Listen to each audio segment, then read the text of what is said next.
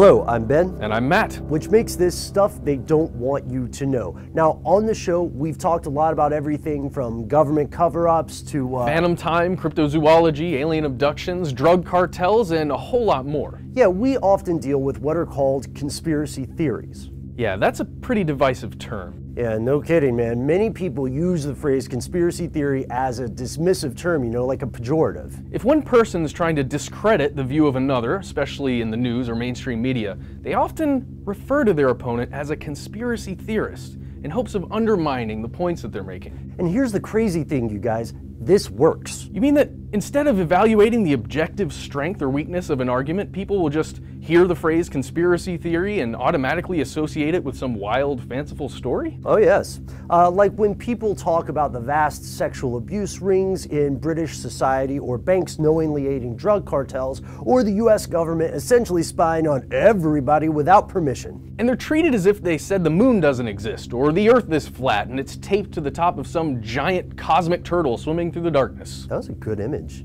Well, here's why several true conspiracies get falsely equated with unproven, often wildly imaginative stories. Conspiracy theory is a buzzword, or, according to some experts, a thought-terminating cliche. What's this mean? This means that people, even people who might ordinarily have critical thinking skills, will shut down, losing their ability to notice logical fallacies or to register cognitive dissonance. Yeah, it reminds me how in George Orwell's 1984, the rulers used newspeak to control the way people think, man. Exactly. In his book, Thought Reform and the Psychology of Totalism, psychologist Robert J. Lifton studied how a thought-terminating cliche would just squeeze complex, often unique, nuanced problems into brief, highly reductive, definitive-sounding phrases, a sort of a mental shorthand. We live in an age where buzzwords masquerade as analysis, and you've probably noticed keywords replacing stories in the news before. Yeah, it's sad to see people, often self-described skeptics,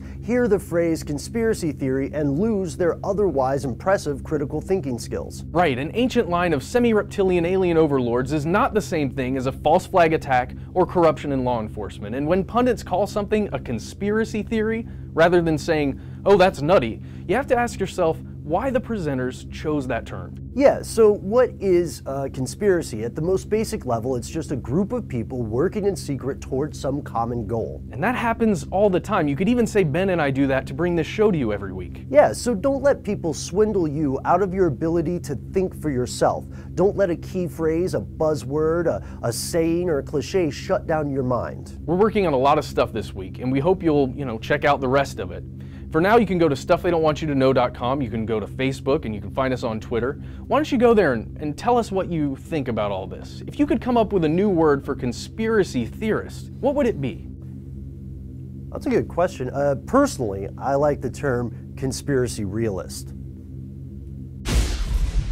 What if having more money makes you less compassionate, makes you feel less empathy, makes you care less about other people in the world around you? Well, according to UCLA researcher Keely Muscatel, that's exactly what happens